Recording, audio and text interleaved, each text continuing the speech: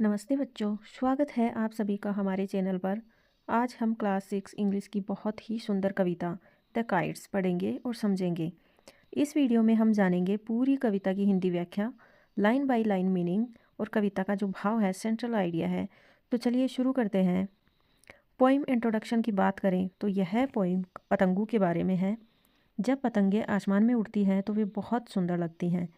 कवि कल्पना करता है कि अगर वह पतंग पर बैठकर उड़ सके तो कितना मज़ा आएगा। तो चलिए हम पोइम शुरू करते हैं।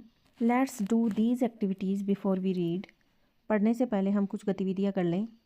Answer the following questions. Have you ever flown a kite और seen someone fly it? Where? When? क्या आपने कभी पतंग उड़ाई है या किसी को उड़ाते देखा है? कहाँ और कब? छत पर देखा होगा, मैदान में देखा होगा। मकर संक्रांति। ये पर्सनल एक्सपीरियंस पर आधारित क्वेश्चन है। Describe the kite colour, shape, design of tail, any other detail. पतंग का वर्णन कीजिए, उसके रंग, आकार और पूंछ की डिज़ाइन आदि। तो बच्चों, पतंग के रंग बिरंगे रूप के बारे में सोचने के लिए कहा गया है। थर्ड है, what did you think when you saw the kite up in the sky? जब आपने पतंग को आसमान में देखा तो आपने क्या सोचा? ये आपकी भावनाओं और कल्पना से जुड़ा क्वेश्चन है। आगे देखो, search the internet for videos on kite festival. Internet पर पतंग उत्सव के वीडियो देखें और अपने शिक्षक और दोस्तों से चर्चा करें। नेक्स्ट है, share the things that you saw and what the people were doing. और जो आपने देखा और लोग क्या कर रहे थे यह बताइए। जैसे लोग पतंग उड़ा रहे हैं, प्रतियोगिता हो रही है, खुशियाँ मना रहे हैं, आदि आदि। Would you like to participate in this kind of festival? Why? क्या आप ऐसे उत्सव में भाग लेना चाहेंगे और क्यों? तो यह बच्चों को रुचि और पसंद जानने के लिए है। तो पर्सनल क्वेश्चन है ये। What kind of kite would you like to fly? और आप किस तरह की पतंग उड़ाना चाहेंगे?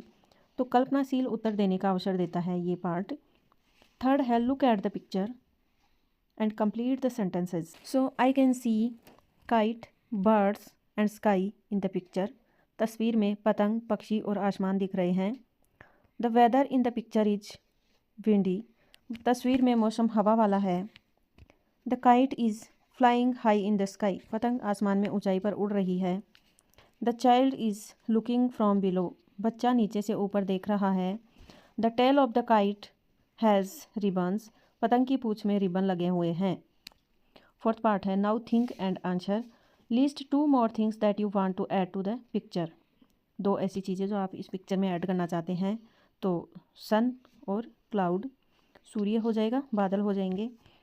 नेक्स्ट है, if I were the child. अगर मैं छोटा बच्चा होता, I would fly the kite happily. तो खुशी से पतंग उड़ाता। If I were the kite, अगर मैं पतंग होता, I would fly high in the sky. तो आसमान में ऊंचा उड़ता। तो इस पेज का उद्देश्य था बच्चों को विषय से जोड़ना, सोचने और बोलने की आदत विकसित करना और कविता समझने की तैयारी कराना। Up in the air, see the kites fly.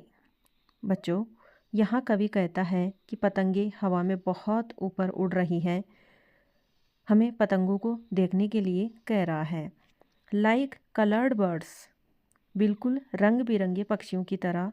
In the wind whipped sky, आसमान में तेज हवा चल रही है इसलिए पतंगे लहरा रही हैं। I wish I were small, कवि कहता है कि काश मैं छोटा होता। एंड लाइट एज फेयर, और हवा जितना हल्का होता। I would climb on a kite, और अगर मैं हल्का होता तो मैं पतंग पर चढ़कर एंड सेल अप देयर, आसमान में उड़ जाता। Then I would drift upon the paper wings, कवि कल्पना करता है कि वह कागज़ की पतंग के पंखों पर बैठकर धीरे धीरे हवा के साथ बह रहा है। एंड हियर द सॉन्ग, और तेज हवा जब चलती है तो आवाज़ करती है। तो कवि उस आवाज़ को हवा का गीत कहता है। दैट द वाइल्ड विंड सिंग, जो कि तेज हवा गाती है तो मैं उस गाने को सुनता। What fun it would be to look right down, और कवि कहता है कि ऊपर से नीचे देखना कितना मज़ेदार होगा। Over the park and the roof tops of town, park और शहर की छतों को देखना ऊपर से वो देखना चाहता है। The people below would stand and stare, और जो नीचे खड़े लोग हैं वो उसे देखकर हैरानी से देखते रह जाएंगे। And wish they were me high high in the air, और वे सोचेंगे कि काश हम भी उसकी जगह होते तो इतनी ऊंचाई पर हवा में उड़ रहे होते। तो कविता का मुख्य भाव है कि बचपन की कल्पना, आज़ादी और खुशी को दिखाता है।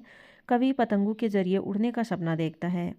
तो इस कविता में लिटरेरी डिवाइस की बात करें तो सिमिली का यूज़ हुआ है, जैसे लाइक कलर्ड बर्ड्स, पक्षियों के रंग बिरंगे पक्षियों के जैसा। एज लाइट एज एयर, इतना हल्का जितने की हवा। तो लाइक और एज का अगर यूज होता है तो उसमें तुलना का भाव हमें नज़र आता है, और अगर तुलना हो तो हम सिमिली का यूज़ करते हैं। तो बच्चों, आज हमने कविता द काइट्स को पूरी तरह से समझा। अगर आपको वीडियो अच्छा लगा हो तो लाइक करें, कमेंट करें और चैनल को सब्सक्राइब ज़रूर करें। धन्यवाद।